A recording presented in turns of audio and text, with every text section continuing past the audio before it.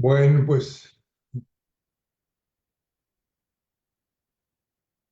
damos inicio a una sesión más de trabajo del proyecto de investigación que financia la Dirección General de Asuntos de Personal Académico de la UNAM, y que se denomina Análisis y Evaluación del Instituto Nacional de Acceso a la Información y Protección de Datos Personales en la Construcción Democrática de México, su desempeño en el derecho de acceso a la información y la protección de datos personales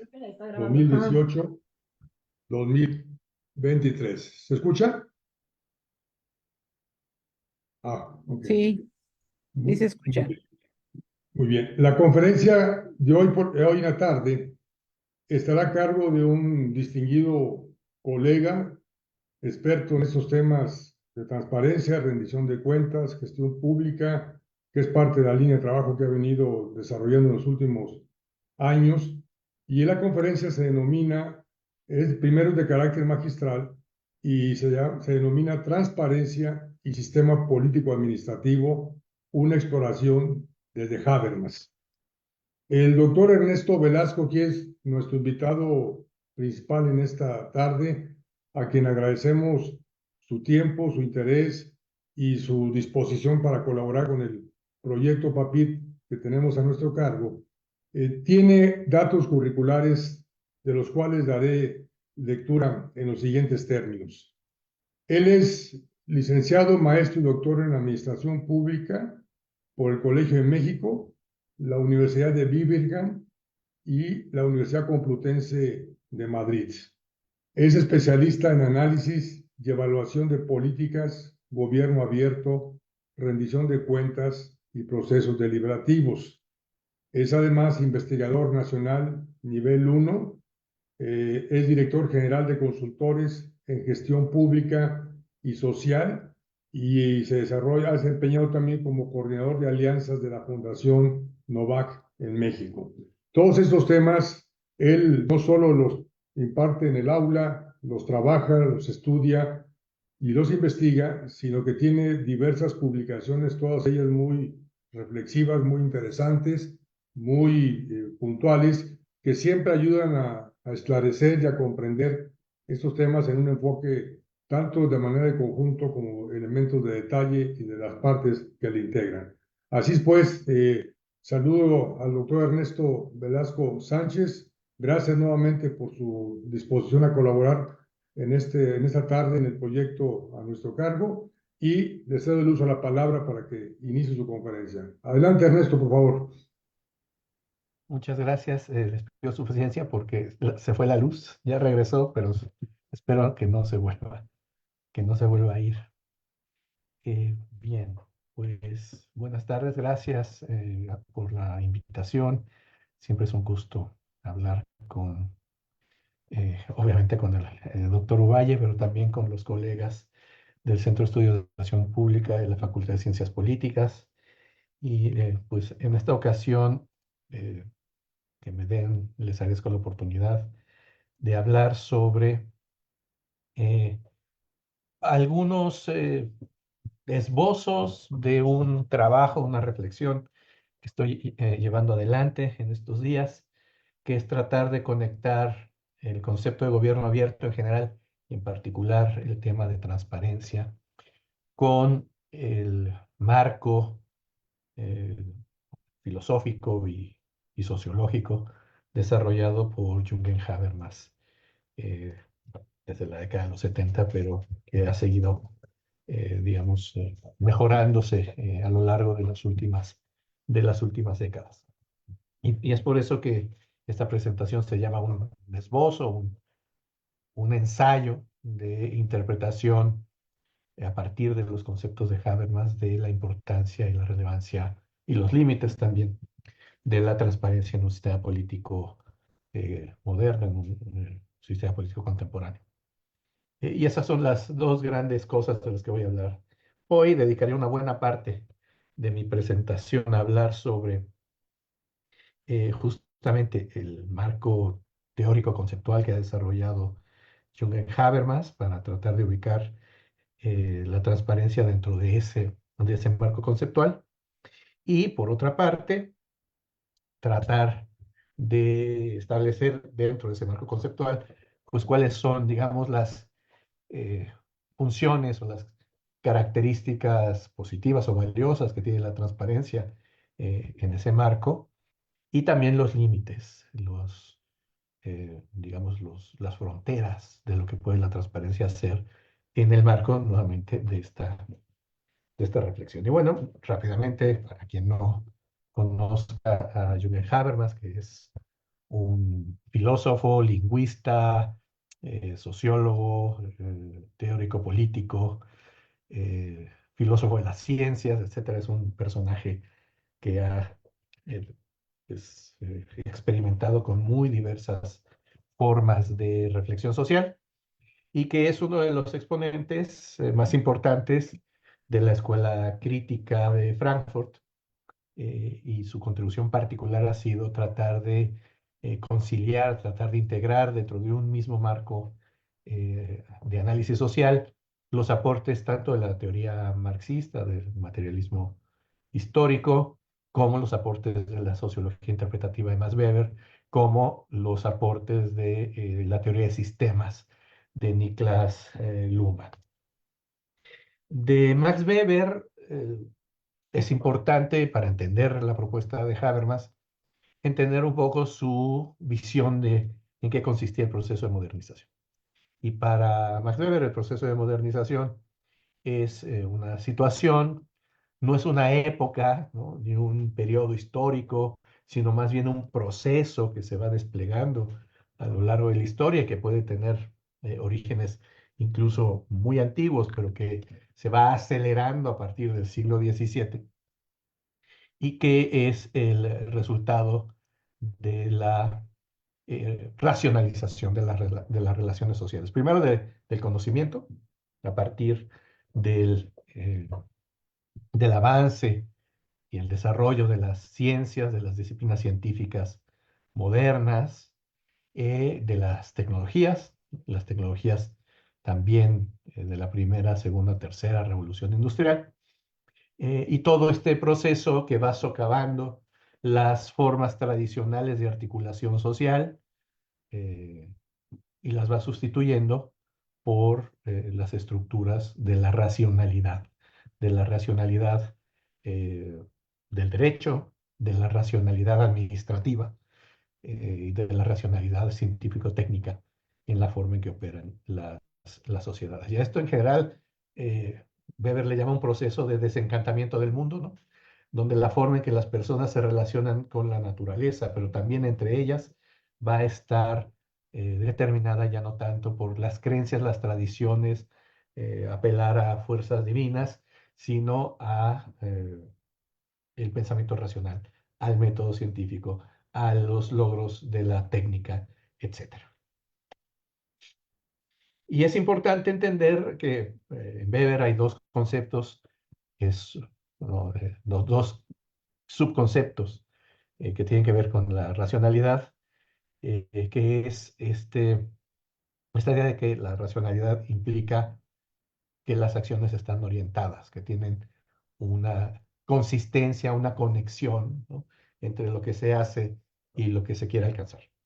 Y ese fin puede ser un fin en sí mismo, ¿no?, la racionalidad orientada a fines, o puede estar siendo determinado como la realización de un valor o la referencia a un valor, ¿no?, que es la racionalidad con referencia a valores. Y lo que Weber dice es que va a haber cada vez un predominio más grande de estos dos tipos de racionalidad y particularmente de la racionalidad orientada a fines, que va a ir sustituyendo, desplazando otras racionalidades como las racionalidades afectivas o las racionalidades tradicionales, que son de cada vez menor importancia o que ya no son el marco más importante para entender la acción de las personas en la sociedad.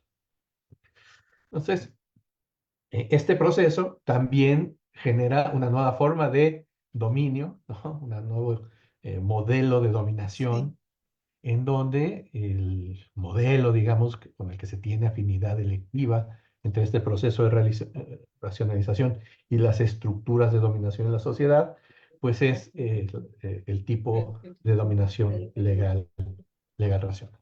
Es decir, el tipo de dominación que se basa en la idea de que la acción Pero dice del el nombre poder de del Lisa. Estado debe estar legitimado, debe estar Ya sostenido sé. por el principio de racionalidad de la generación de las leyes mediante cuerpos legislativos que dialogan y deliberan y llegan a conclusiones de manera racional, ¿no?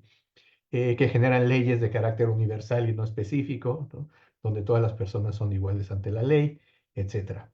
Eso más un aparato técnico administrativo, la burocracia, que es la encargada justamente de aplicar todos esas leyes, ese marco normativo a los casos particulares a partir de nuevo de una racionalidad técnica, de una racionalidad, eh, digamos, con orientación a fines.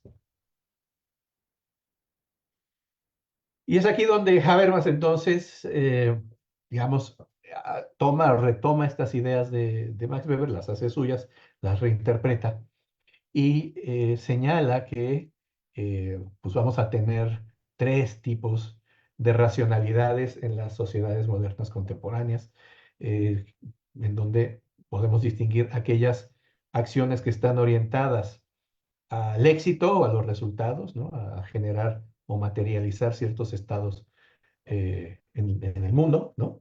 A cambiar la realidad.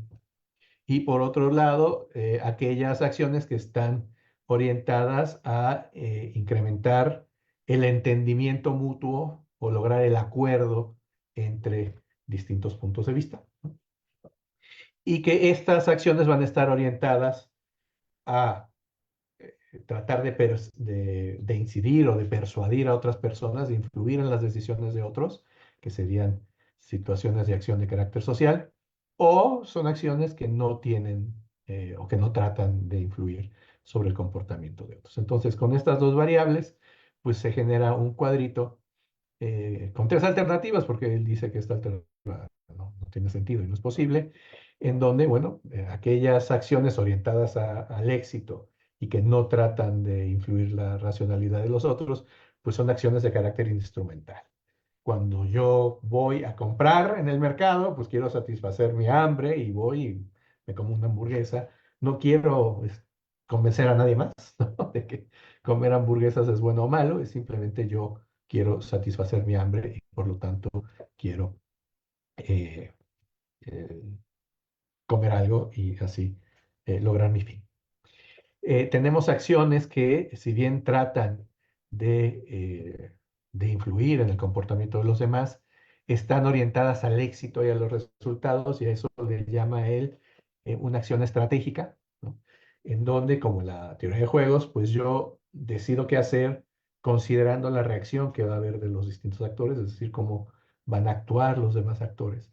Y entonces yo voy actuando de manera que no necesariamente los convenzo de nada, pero voy o coaccionándolos, o limitándolos, o utilizando de plano la fuerza para asegurarme de que las personas hacen lo que yo quiero que hagan, ¿sí? Por medio de premios o sanciones. Y finalmente, el último modo de acción que considera Habermas es el modo de acción comunicativa, que es aquella que al mismo tiempo quiere influir en el comportamiento de los demás, pero mediante el entendimiento y el principio de orientación y al consenso, ¿no? Al lograr que las personas alcancen una comprensión compartida de la situación que están enfrentando y sobre la cual tienen que actuar, y además una ruta compartida o un acuerdo compartido respecto a qué es lo que tenemos que hacer de manera colectiva para enfrentar esa situación, ¿sí?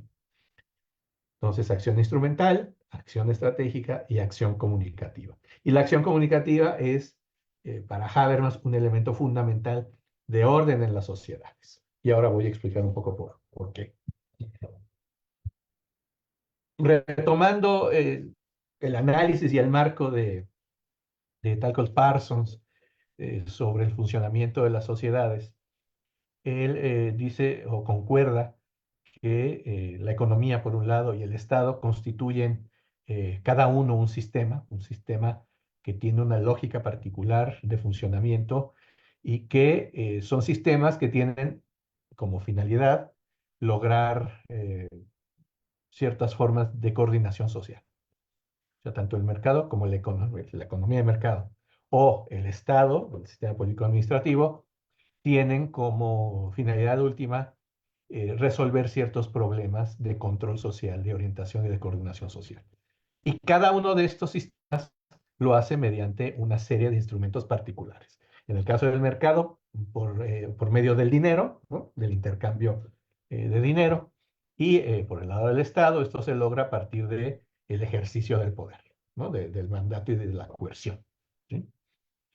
Estos dos sistemas se van a autorregular, ¿sí? Van a generar sus propias formas de operación, sus propias normas de operación interna y van a comportarse de acuerdo a esas normas que ellos mismos se han dado, ¿no? Sistema político administrativo, pues las normas son las derivadas, por ejemplo, del derecho público, del derecho administrativo, ¿no? Que van generando y reproduciendo ciertas pautas de comportamiento al interior del sistema político administrativo, mientras que en el mercado, pues es la negociación, es la libre competencia, etcétera, lo que va generando los comportamientos competitivos y los resultados competitivos de un mercado eh, abierto. Por el otro lado, no está de acuerdo con Parsons en que el sistema, en que lo cultural y lo social sean dos sistemas aparte. Decía Parsons que había cuatro sistemas para sostener la acción colectiva, que la mera instrumentalidad no era suficiente, sino que tenías que tener mecanismos de reproducción y ahí ponía él dos esferas de reproducción social, que es la cultura y la sociedad, que van a moldear la personalidad, ¿no? de las personas. Habermas dice, no, no, cultura y sociedad en realidad es un mismo sistema, al que él llama el sistema sociocultural o el mundo de la vida. El sistema sociocultural o el mundo de la vida es un conjunto, es un espacio donde hay un conjunto de conocimiento socialmente instituido, de conocimiento que es común, que es compartido, ¿no? O que es el sentido común, ¿no? Que nos permite ese conjunto o esos contenidos culturales básicos, poder hablar sobre las cosas, ¿sí? Y podernos entender en ese espacio de diálogo, ¿sí? Es decir, es el espacio en donde tenemos toda una serie de recursos de sentido que nos permiten ponernos a dialogar con los otros, hacernos inteligibles con nosotros y con los demás miembros de la sociedad y por lo tanto poder hablar sobre una situación, un objeto o un valor, ¿no? Y poder valorar colectivamente la validez de las afirmaciones de lo que está diciendo todos los demás. Pero eso no puede existir si no hay un bagaje cultural mínimo y algunas reglas o contenidos de sentido común que nos permitan hacer este diálogo. Y es en este espacio en donde Habermas establece el ámbito, ¿no? de la colaboración entre las personas.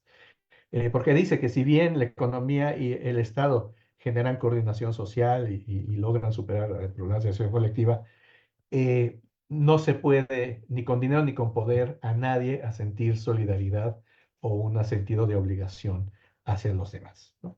Es que la solidaridad y el sentido de obligación hacia los otros, la reciprocidad, nacen en el mundo de la vida, en este intercambio dialógico entre las personas. Ahora, los contenidos de este mundo de la vida son relativamente estables en el tiempo, sí cambian, pero no cambian no cambia todo al mismo tiempo, sino algunos segmentos de estos contenidos culturales, pues sí pueden ir cambiando conforme se va haciendo evidente que son contradictorios con realidades empíricas evidentes, ¿no? O con formas de pensamiento y formas de identidad nuevas que están en el mundo de lo subjetivo.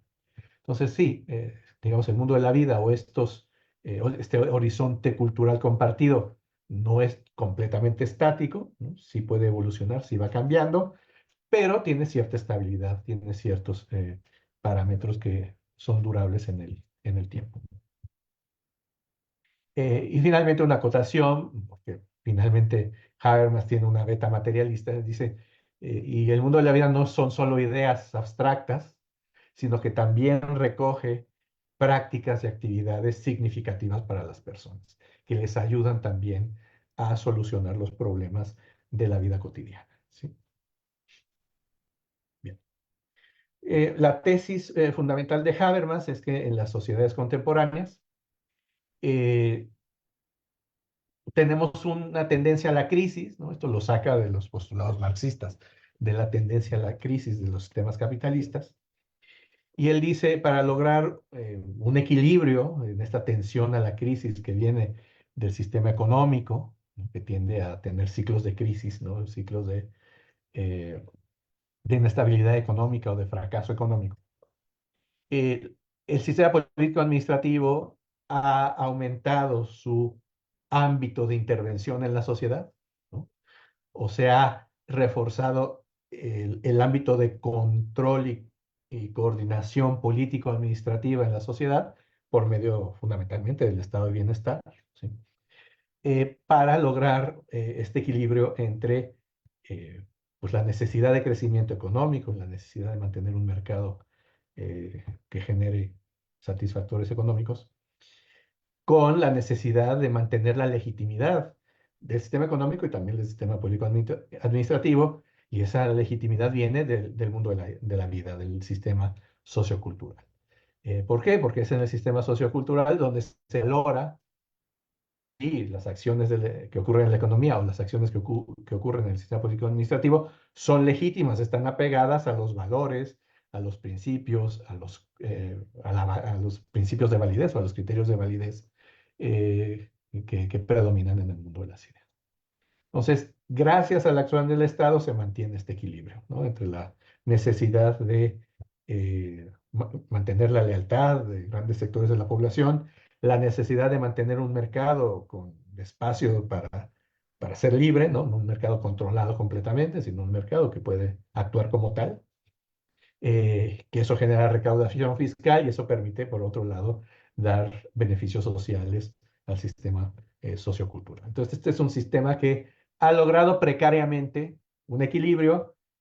Haber dice, siempre habrá una propensión a la crisis y siempre este equilibrio es temporal y, digamos, no necesariamente garantiza, ¿no?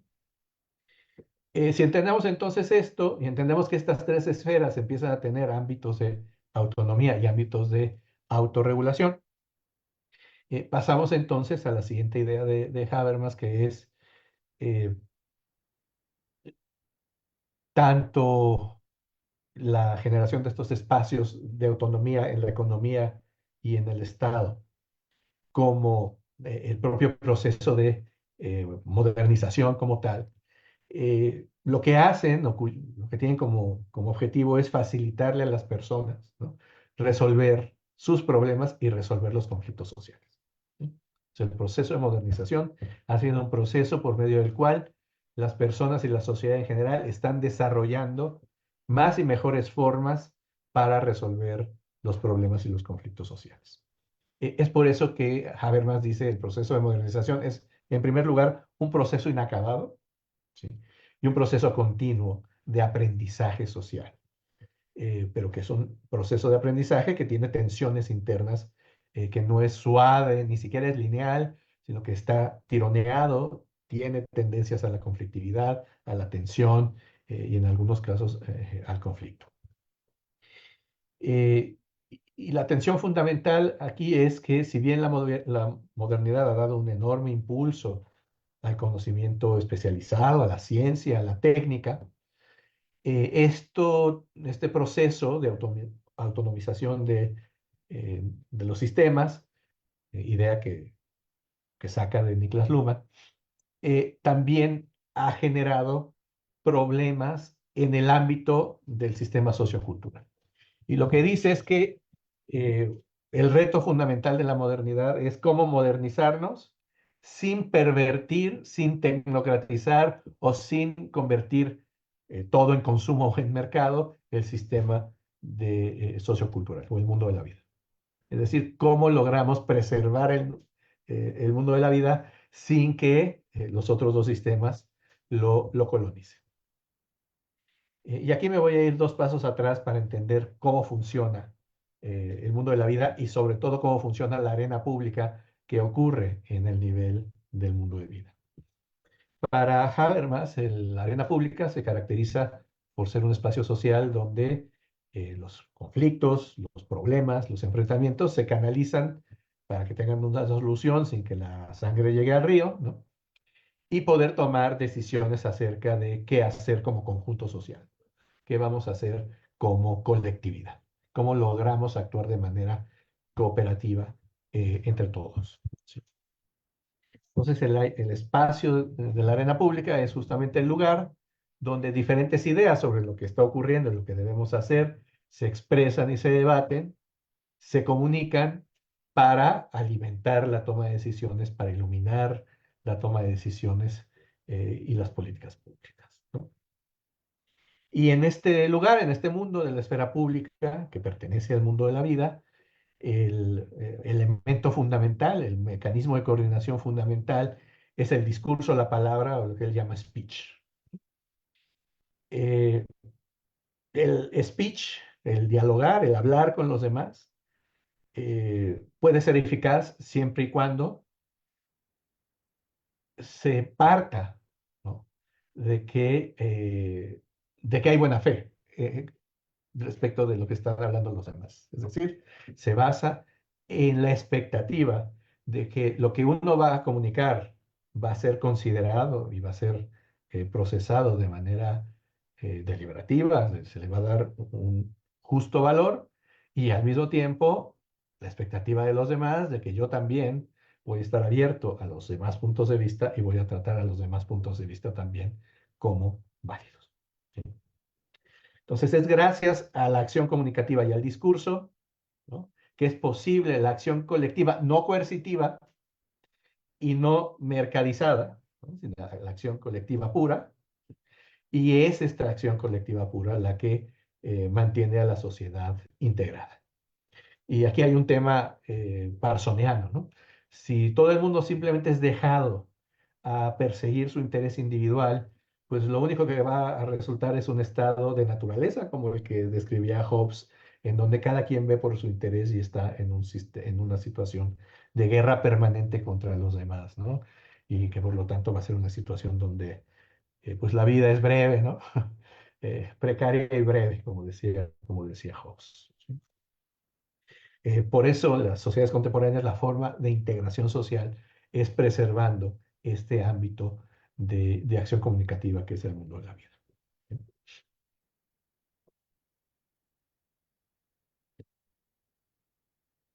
Para entrar en diálogo, dice Habermas, pues uno entonces tiene que asumir que hay una serie mínima de condiciones para que este diálogo ocurra.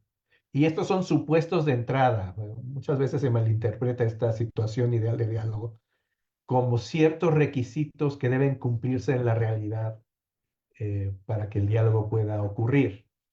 Y dice Habermas, esa es una interpretación errónea. Lo único que quiero decir es que para que alguien se anime a entrar en diálogo, en conversación con los otros, tiene que asumir, ¿no?, que va a encontrar ciertas condiciones. Si no tiene esos supuestos, si no entra en esa relación con estas convicciones, pues no tiene sentido dialogar, ¿sí?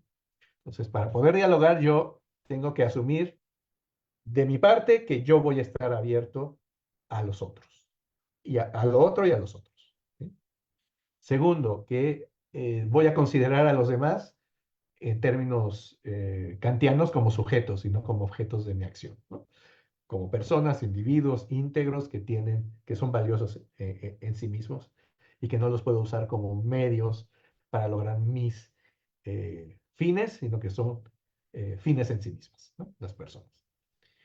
Un reconocimiento reflexivo, ¿no?, que lo que queremos es entender mejor, comprender mejor y por lo tanto lograr consenso alrededor de qué es lo que está ocurriendo y qué es lo que debemos hacer.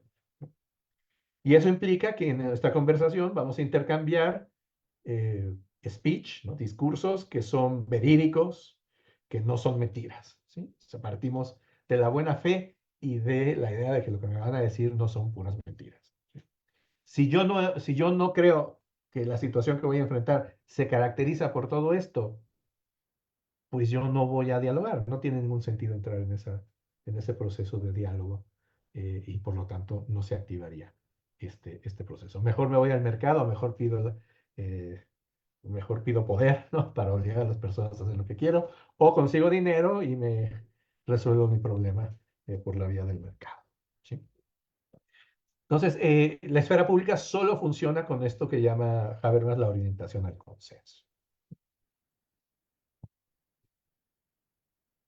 Ahora bien, digamos, esta forma de funcionamiento de la esfera pública dentro del mundo de la vida está paradójicamente siempre en peligro debido a justamente la autonomización del mercado y del Estado, ¿sí?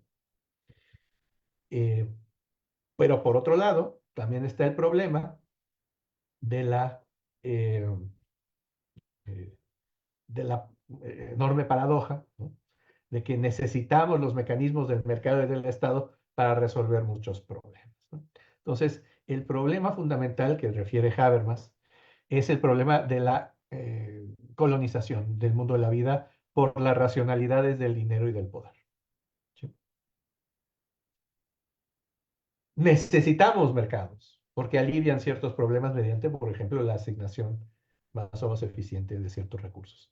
Y necesitamos al Estado porque hay muchas cosas que se pueden resolver más fácilmente por medio de normas, regulaciones, tribunales, policías, etcétera. El problema es cuando la lógica del dinero o la lógica del poder empiezan a penetrar el mundo de la vida. Y un ejemplo de esto es la alegoría que hacía Weber acerca del caparazón o de la jaula de hierro, ¿no? El proceso de burocratización del mundo de la vida, en donde la lógica de la disciplina burocrática, del seguimiento de normas, de la obediencia, desplaza la orientación al consenso, la orientación al diálogo, la apertura al otro, ¿no?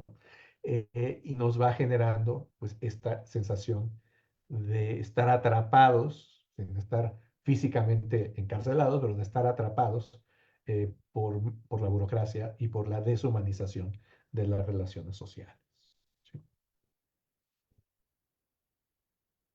Entonces, poder y dinero pueden potencialmente, ¿no?, dominar no solo a la economía y a la administración, sino las relaciones de interacción y de integración social.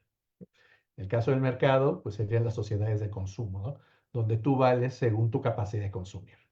Y no hay otra forma de relación con los demás que no sea mediante el consumo. Bien.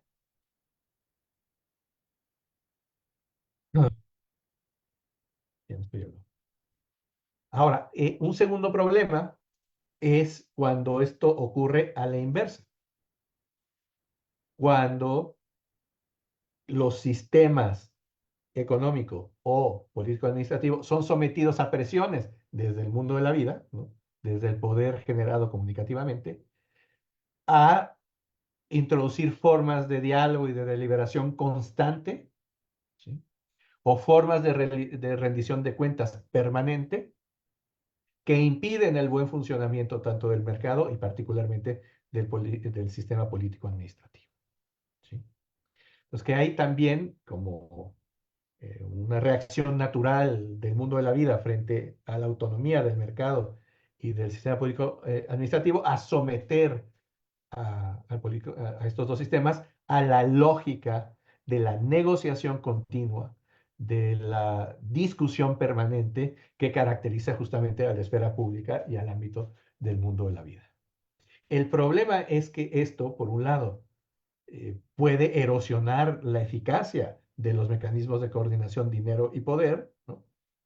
Y al mismo tiempo, por lo tanto, puede también significar que haya una reacción contraria. Pues si bien sí es indispensable que haya puentes entre el mundo de la vida y el aparato político administrativo y el mercado, puentes como el voto y las formas de representación política para asegurarnos de que ni mercado ni Estado vayan en contra de los principios de validez y de los principios de legitimidad que nacen del diálogo permanente en la esfera pública, tampoco se debe llegar al extremo de diferenciar estos sistemas y de que entonces la autonomía y el funcionamiento autónomo de estos sistemas se pierda y sea avasallado de nuevo por estos mecanismos de diálogo social. Entonces, necesitamos este extraño y difícil equilibrio entre suficiente diálogo y consenso social para asegurar la legitimidad de los sistemas político, administrativo y económico, sin que esos sistemas de diálogo y de orientación al consenso sustituyan, desplacen a los mecanismos del dinero y del poder. Pues este es un equilibrio precario y muy difícil. Bien. ¿Y la transparencia cómo cabe en todo esto? ¿No? Es la siguiente pregunta. Bueno, la transparencia es una metáfora, ¿no? Una metáfora que puede interpretarse de varias maneras, ¿no? Pero, sin embargo, con respecto al aparato político-administrativo, sin duda ha habido una creciente preocupación por asegurar la transparencia en el ámbito político-administrativo, dada el enorme peso que tienen las decisiones de políticos y burócratas sobre la vida de millones de personas de manera cotidiana. Entonces, que no es deseable que el poder político y burocrático pues avasalle o no considere, ¿no? Las preferencias, los derechos de las personas sobre las cuales se gobierna, sobre las cuales se toman decisiones. Ahora, Christopher Hood, en algún texto de hace algunos años, desglosaba la metáfora de la transparencia en 4 formas de interpretar esa metáfora. En primer lugar, decía, transparencia se puede interpretar como un gobierno basado en normas y regulaciones estables y conocidas, es decir, no arbitrarias. Entonces, una forma de interpretar la transparencia es que todos sabemos o todos podemos tener acceso para saber cuáles son las leyes del reino, digamos, o sea, cuáles son las reglas de esta sociedad, ¿no? Y que no me van a crear reglas ad hoc, ¿no? O reglas especiales a mí, sino que hay un marco normativo transparente y estable. La segunda interpretación de transparencia es como candor y franqueza, ¿no?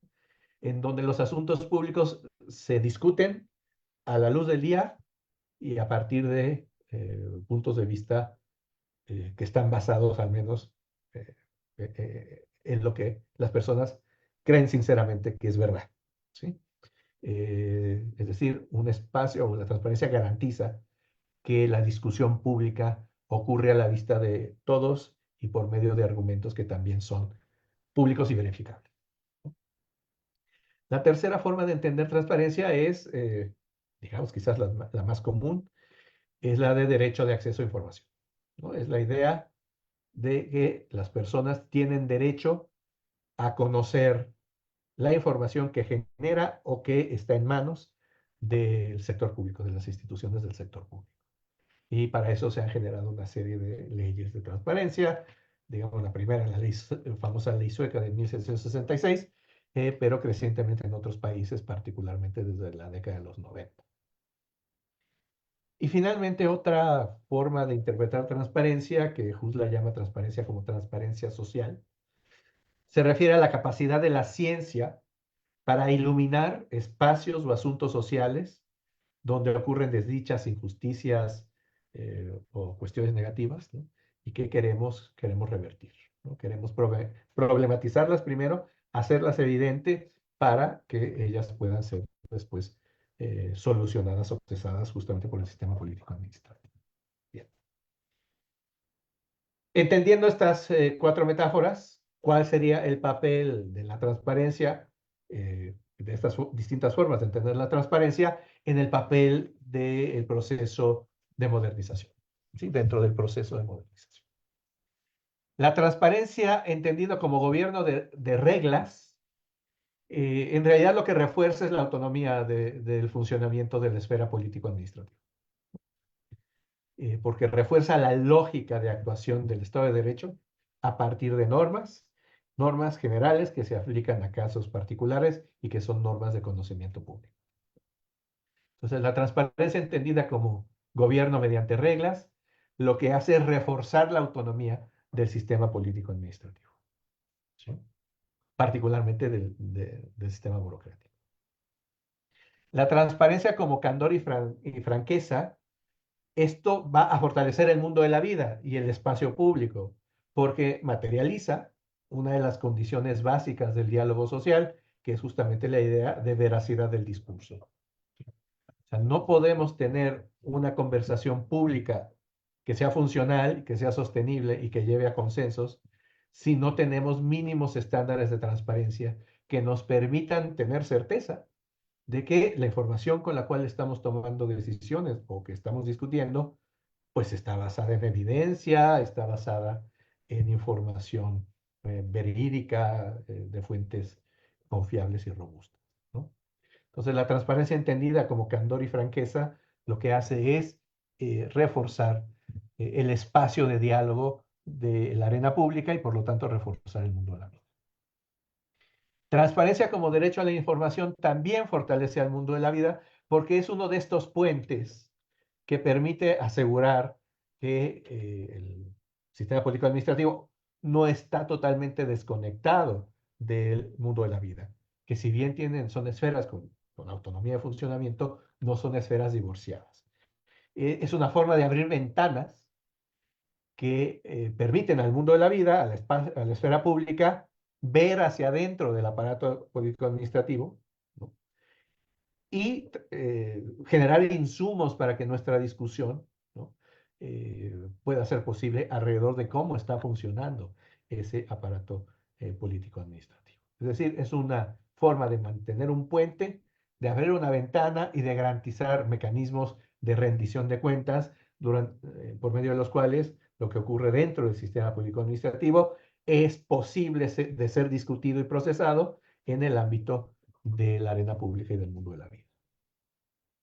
Finalmente, la idea de transparencia como transparencia social, se relaciona con la modernización por esta idea de racionalizar las relaciones sociales.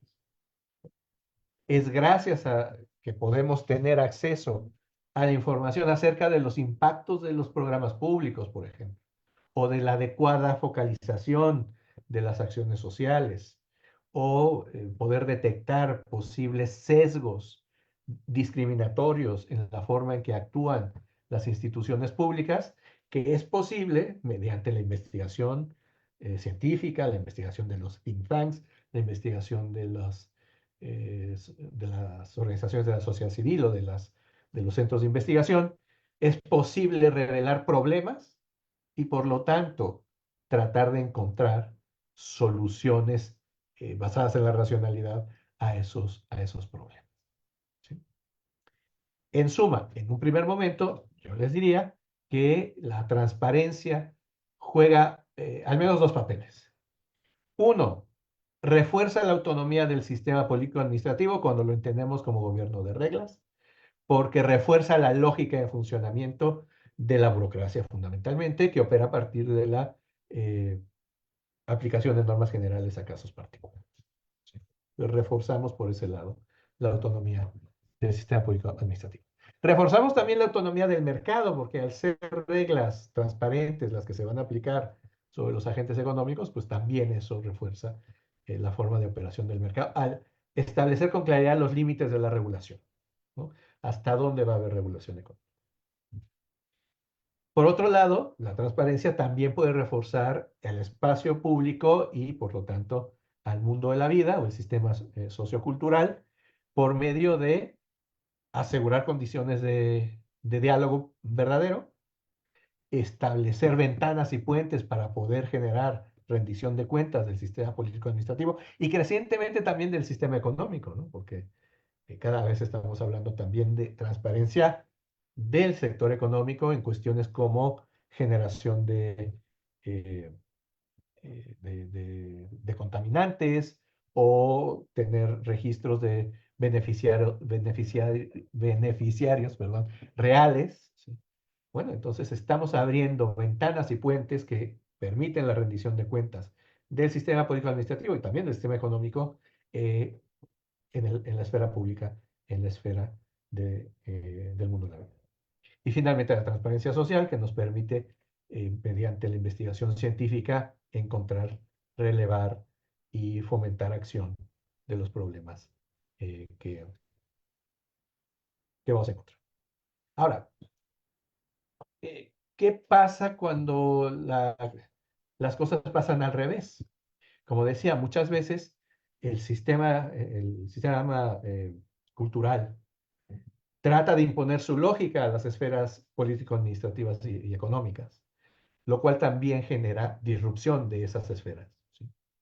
Esa disrupción puede generar, por un lado, que el sistema político-administrativo simule que está abriéndose, ¿no?, al sistema sociocultural mediante prácticas, eh, pues sí, de eso, de cumplir el expediente, pero de no realmente estar cambiando sus estructuras de comportamiento internas, ¿sí? O puede también tratar de incorporar elementos jurídico-normativos que regulen internamente, diríamos autorregulen, el funcionamiento de esa esfera político-administrativa. Por ejemplo, la creación de instituciones públicas de derecho público que aseguren la transparencia de la acción del Estado, como es el INAI. Entonces, cuando el sistema político-administrativo tiene presiones desde el sistema sociocultural que lo presionan a incorporar el diálogo y la acción comunicativa como forma de coordinación, lo cual desnaturaliza la forma de funcionamiento y la autonomía del sistema político administrativo, hay de dos sopas. O el sistema político administrativo genera formas de autorregulación que quieran domar a ese sistema político administrativo y acercarlo a las preferencias y criterios que salen de la esfera pública, o va a simular que está apegándose a esos consensos, pero en realidad lo está haciendo solo de forma y no de manera estructural. Esta segunda situación podría explicar muy bien lo que un autor que se llama Jonathan Fox ha calificado como la transparencia opaca, es decir, aquella transparencia que permite acceder a información, pero es información que no dice nada, información poco significativa o de plano información francamente manipulada. Para concluir, después de este largo recorrido sobre la teoría de Habermas, esbozo algunas hipótesis sobre el papel entonces de la transparencia en este sistema teórico conceptual.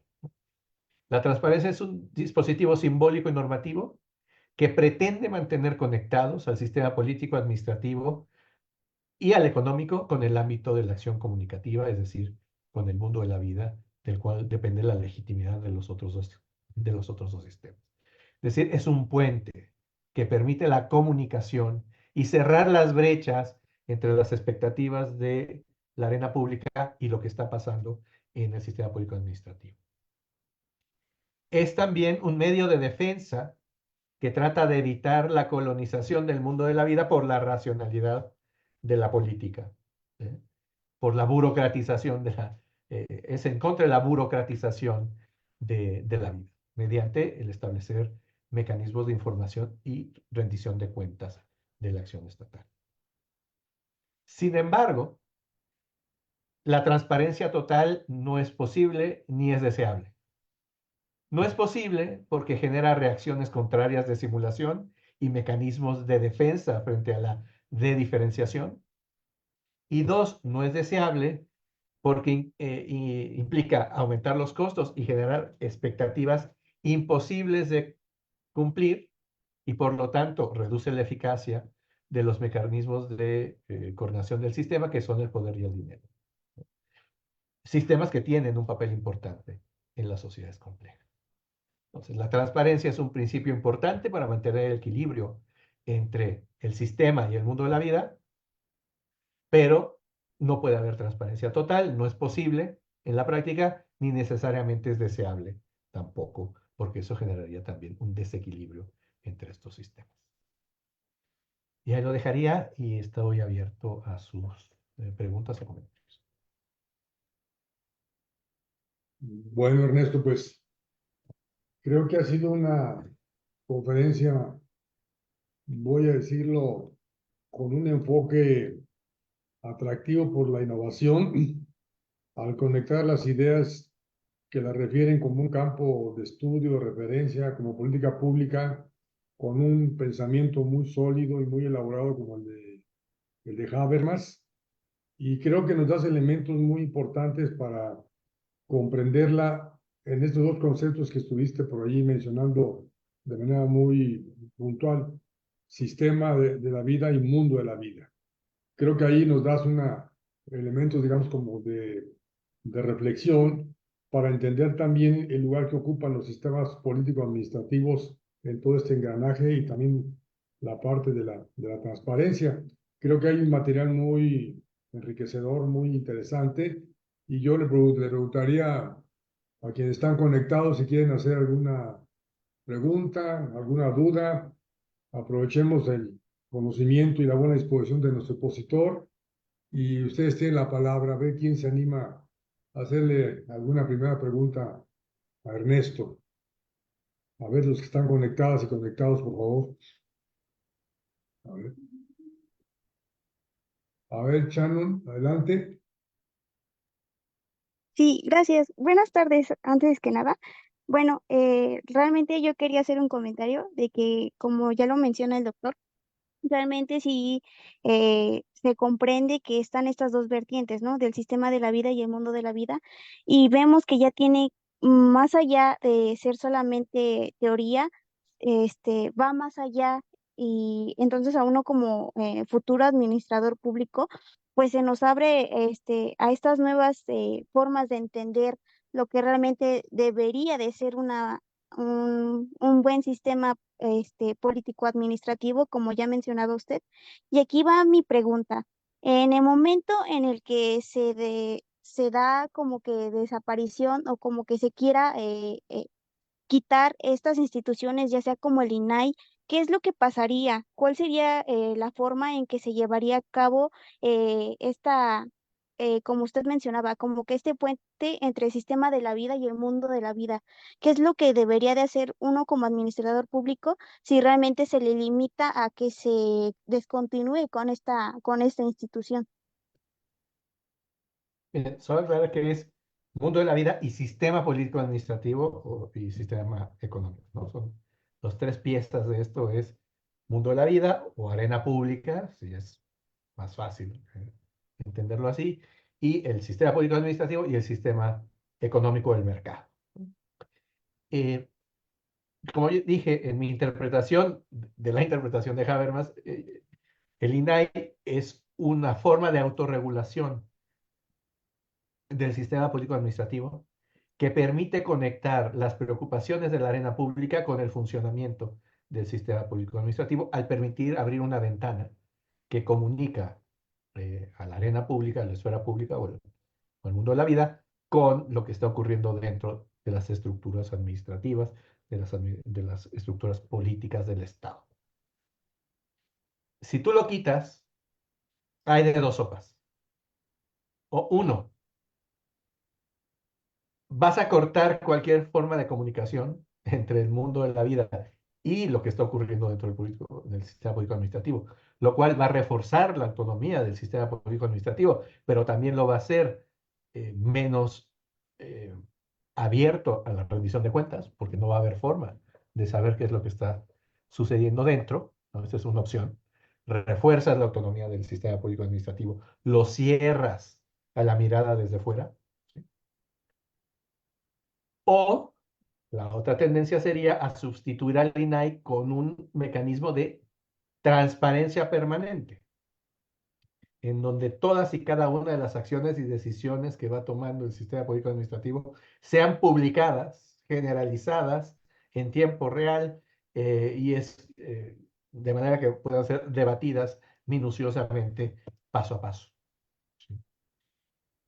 lo cual desnaturalizaría al sistema político administrativo, porque llegaría a una parálisis, porque entonces cada decisión que vayas a tomar sería sujeta de debate, sería sujeta de lograr consenso, y de aquí a que logras el consenso, pues no podrás tomar ninguna decisión, y así ocurriría con todas y cada una de las decisiones. Es por eso que me parece que es mala idea quitar al INAI, porque las dos alternativas son malas, ¿sí? Terminan por desbalancear el sistema. Muy bien. ¿Alguna otra pregunta? Alan, adelante. Sí, buenas tardes. Usted mencionó en la conferencia que precisamente la transparencia es un instrumento, puede decirse un dispositivo que conecta el mundo de la vida y el sistema político administrativo. Esto me llamó la atención porque una de las cuestiones que usted mencionaba de la transparencia es que permita hacer visibles las situaciones sociales esto aterrizándolo al caso mexicano, pues se ha visto que a pesar de los 20 años pues que llevamos, ¿no? Con la transparencia desde más de 20 años, desde el 2002, la transparencia se sigue, digamos, reduciendo esta cuestión de conocer los asuntos del gobierno, de las normas y las leyes, pero digamos que la sociedad todavía no ha, digamos, definido este sentido de aprovechamiento de la transparencia como un medio para conocer y atender sus problemas o sus situaciones sociales. En ese sentido, digamos que mi pregunta iría en el modo de cómo hacer que la transparencia pues sea conocida en el caso mexicano por las personas, por este mundo de la vida, que son los procesos dialógicos y de consenso que se llevan a cabo en la sociedad. Gracias. Primero, no puede esperarse que la transparencia resuelva todos los problemas sociales. La transparencia es un puente entre el mundo de la vida y el sistema político administrativo. Y resuelve un problema muy puntual, que es poder abrir una ventana y poder ver qué es lo que está sucediendo allá adentro y poder traer eso a debate, a discusión en la arena pública, ¿no? Ahora, que eso lleve a una decisión específica o colectiva de hacia dónde debe ir la cosa, depende ya de otras cosas, ¿no? Efectivamente, la transparencia suele ser un derecho que tiende a ser más elitista en términos de que solo ciertos sectores de la sociedad lo aprovechan. Y en este sentido yo creo que ha habido dos iniciativas, una hace muchos años y una actual, por parte del INAI, que tienden a usar el derecho de acceso a la información, hacerlo más accesible y más conocido por parte del público en general, por medio de capacitación, de acompañamiento, de lenguaje ciudadano, de proyectos con organizaciones de sociedad civil que aprovechen esta normativa para, ahora sí, solucionar problemas específicos de las personas. Hay dos comentarios en el chat y hay una mano levantada. Sí, adelante, Moisés. Claro, buenos días. La pregunta es para el señor Velasco.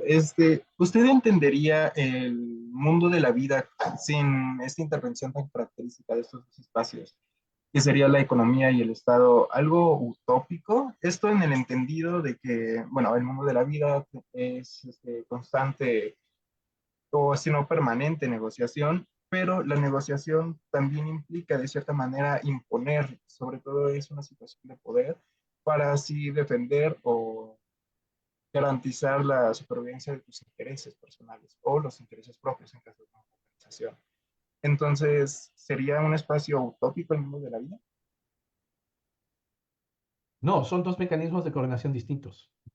Si tú utilizas la fuerza, en realidad estás hablando más del sistema político administrativo, no del mundo de la vida. El mundo de la vida es ese espacio en el que el mecanismo principal de coordinación es el discurso, la palabra, speech. Si tú necesitas imponer, pues ya estás hablando de mecanismos coercitivos, estás hablando de que estás aprovechando la autoridad, el monopolio legítimo de la fuerza para obligar a las personas a hacer cosas. Eso es parte del sistema político administrativo. Y no es que sea una esfera utópica, es una esfera que se va diferenciando poco a poco entre sí. En sociedades tradicionales, no existe tal diferenciación. El mundo de la vida y el sistema político administrativo son uno y uno en sí mismo. El proceso de modernización va separando, diferenciando estas dos esferas. ¿Sí? Es una división social del trabajo en ese sentido. Bueno, Andrea, hace rato vi que hiciste alguna pregunta, ¿la puedes repetir, por favor, para el conferencista? No sé, Andrea. Si no la puedo leer y la contesto. Andrea nos ponía, de acuerdo al planteamiento de Habermas, considera que la transparencia funciona como speech de la sociedad mexicana. No, la transparencia facilita que se establezcan condiciones de diálogo verdadero en donde el speech va a ocurrir. ¿Sí? La transparencia por sí misma no es speech, es un insumo para poder después hablar sobre cosas. ¿Sí? Es un insumo para asegurar que hay las condiciones de un diálogo verdadero. Si hay transparencia, hay mayor probabilidad de que las personas consideren que lo que se va a discutir es con base en información verídica, en información comprobable, etcétera, y por lo tanto facilitaría que las personas entren en un espacio de diálogo. De nuevo, porque si no, pues no tendrán ninguna razón por la cual estar motivados a involucrarse en un espacio de diálogo. Muy bien. Mauricio también tenía otra pregunta y no tiene micrófono. Dice, menciona el tema de un equilibrio político-administrativo, cómo encontrarlo en la transparencia, tomando en cuenta que no es deseable una transparencia total. Decía yo que lo que requerimos es un equilibrio entre los mecanismos de coordinación social, entre la acción comunicativa, que es propia de la arena pública, del mundo de la vida, y el poder, que es propio del sistema político-administrativo. ¿Cuál es ese equilibrio? El equilibrio lo hemos tratado de lograr, por ejemplo, manteniendo esferas de acción del Estado eh, con una regulación especial con relación a la transparencia, que son las declaratorias, ¿no?, de reserva de información. Es decir, podemos transparentar mucho, excepto ciertas cosas que pues tienen que ver con la seguridad nacional, y que por lo tanto no pueden ser transparentadas totalmente o no de inmediato. Pues por eso tenemos estas declaratorias de reserva de la información. Entonces, esa es una forma de lograr ese equilibrio. Los comités, ¿no?, los comités de, de transparencia dentro de las instituciones, pues son instancias que tratan de lograr este equilibrio entre lo que se puede divulgar y aquello que no se debe divulgar. Pues básicamente es eso, ¿sí? ¿Alguien más que quiera hacer alguna pregunta a nuestro ponente de hoy en la tarde? Yo tendría una, Ernesto, siguiendo el concepto que tú trabajas del mundo de la vida, de la esfera pública. Sin embargo, vemos a la hora de los diseños institucionales que finalmente la transparencia, no sé tú qué pienses, uno de los límites que tiene es que finalmente no acaba de erradicar plenamente al secreto, digamos, de los asuntos estatales, incluso los administrativos. No sé si tú llegas a percibir que puede haber a veces relaciones de tensión entre lo que un Estado necesita resguardar, protegerse en su orden interno, no hacer información develable, y la demanda, digamos, republicana y democrática de la transparencia, que incluso cuando tú mencionas el concepto de acceso a la información, pues ya es una categoría mayor y más como se ha vuelto un elemento obligatorio, por ejemplo, en el medio nuestro. ¿Cómo acomodar estas piezas sin que en algún momento no lleguen a generar, digamos, zonas no solo de contradicción, sino zonas de tensión? Y concluye del siguiente modo: la política por naturaleza tiende al secreto. Las políticas por naturaleza tienden a la publicidad. ¿Cómo, no digo resolver, cómo acomodar esto para que los equilibrios o los balances del sistema político-administrativo que tú mencionas no se lleguen a disparar en algún momento determinado? Sería una pregunta, Ernesto, si es tan amable. No, es una gran pregunta y, digamos, Habermas es en ese sentido quizás incluso pesimista en decir que esta tensión es irresoluble, que la tensión entre la autonomía del sistema público administrativo y el mundo de la vida y la arena pública es una tensión real y es una tensión que solo se puede manejar pero no resolver. Ujú, Porque cualquier solución es en realidad desequilibrante, ¿sí? Ya ujú, sea porque desequilibra hasta la, el avasallamiento del mundo de la vida por la lógica burocrática, del secreto, de la discreción, del seguimiento de órdenes en la vida pública, ¿no? O que desequilibra por medio de invadir, de distorsionar el funcionamiento del sistema público administrativo por las demandas de constante diálogo, constante negociación, constante intercambio de puntos de vista, que generan también muchos costos y que pueden llegar a paralizar el sistema público administrativo. Por tanto, ¿dónde está ese equilibrio? Yo creo que es un proceso de aprendizaje, que el equilibrio se va encontrando a lo largo del tiempo. A veces nos excedemos, a veces nos quedamos en déficit y tenemos que introducir reformas y mejoras institucionales que nos permitan ir ajustando ese equilibrio.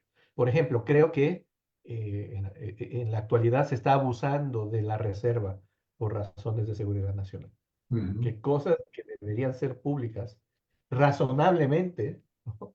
Como pues, la gestión de los grandes proyectos de infraestructura, etcétera, pues deberían estar sometidos a un principio de transparencia, ¿sí? Y sobre todo para facilitar la rendición de cuentas. Aunque estoy de acuerdo que no todo puede ser público y que sí tiene que haber siempre una esfera de privacidad, por ejemplo, de las deliberaciones, ¿no? Que la ley hace una excepción y dice aquellas cosas que sean parte de un proceso de deliberación, pues no deben hacerse públicas porque son todavía decisiones que no han ocurrido y uno tiene que considerar todas las alternativas y distorsionaría el proceso decisorio que tú hagas públicos los documentos que soportan una discusión interna, ¿no? Muy bien. Muy amable, Ernesto. Desde Gracias. luego. Perdón. Veo dos preguntas. Una de Elba, perdón, dos personas que quieren hacer preguntas. Elba Guinón y cerraremos con Olubi Calamau Wiu. Adelante, por favor. Elba. Gracias. ¿Qué pasa cuando por decisión gubernamental quieren destruir las instituciones de transparencia?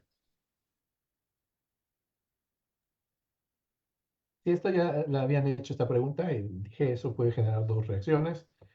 O cierras el sistema público administrativo o lo sustituyes por un sistema de transparencia eh, total, completa, intrusiva, que puede ser muy distorsionante del funcionamiento del sistema público administrativo. Muy bien. Olubi, por favor.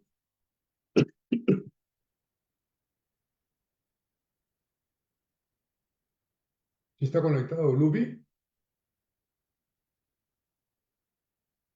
Bueno, ¿alguien más que quiera hacer algún comentario o alguna pregunta al doctor Velasco, por favor? Ya para ir cerrando la sesión. ¿Alguien que se anime?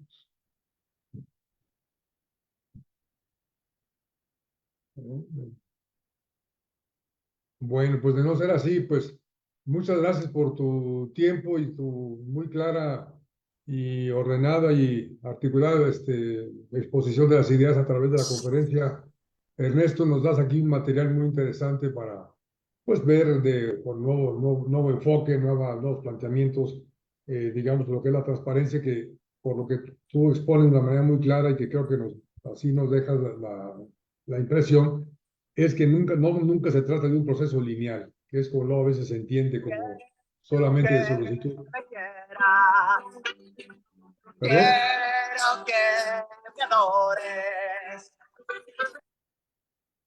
Bueno, antes de que nos corten esto, y pues agradecerte tu tiempo y tu disposición, Ernesto.